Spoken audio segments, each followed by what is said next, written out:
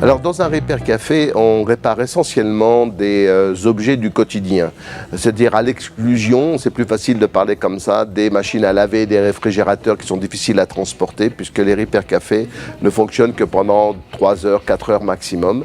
Et donc on ne prend en charge que les petits objets du quotidien, mais par contre c'est très vaste parce que ça peut être des objets à recoudre, ça peut être des radios, ça peut être des télévisions, ça peut être des ordinateurs, ça peut être des grille-pains, ça peut être tout un tas de ces choses du quotidien qu'on ne sait pas où réparer quand ils tombent en panne.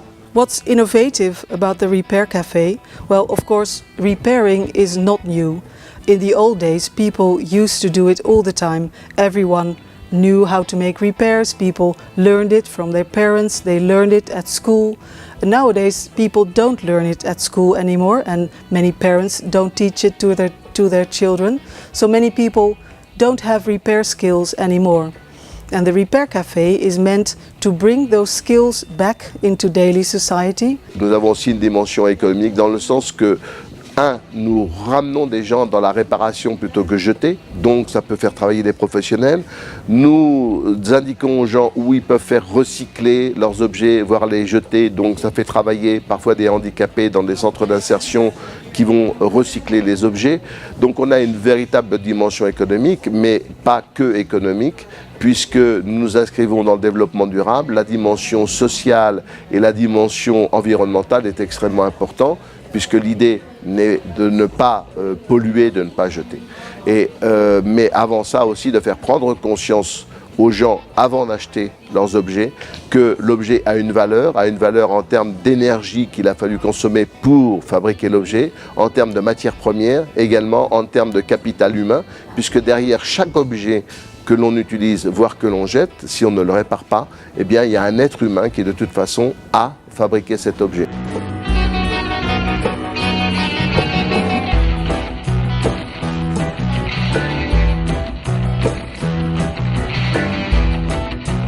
I got the idea for Repair Café when I was a journalist some time ago, and I wrote about sustainability and environmental issues, and my special focus was waste reduction and waste prevention.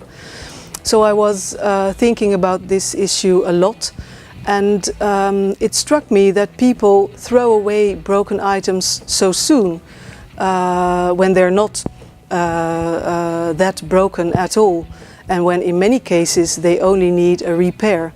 And then I thought if they would make more repairs, then they would have to throw less away, and that would save waste. And then I discovered that in every neighborhood there are still some people who know how to make repairs, who are very handy, who have the tools and who have the time.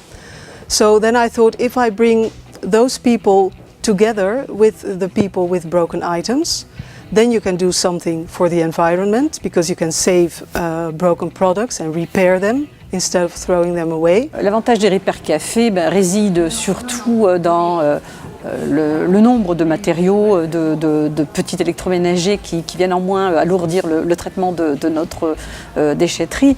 Mais bien évidemment, ce sont des lieux de rencontre, ce sont des lieux de proximité où toute la volonté citoyenne d'agir pour changer l'environnement et puis le quotidien a sa part tout entière. At the Repair Café Foundation, we provide a starter kit which tells you everything about organizing a Repair Café meeting.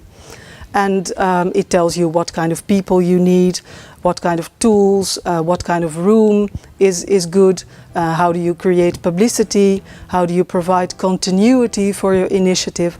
So it's more than just repairing, it's a concept of organizing a repair meeting and bringing back repair in your neighborhood, and doing this in a way which is fun for the people.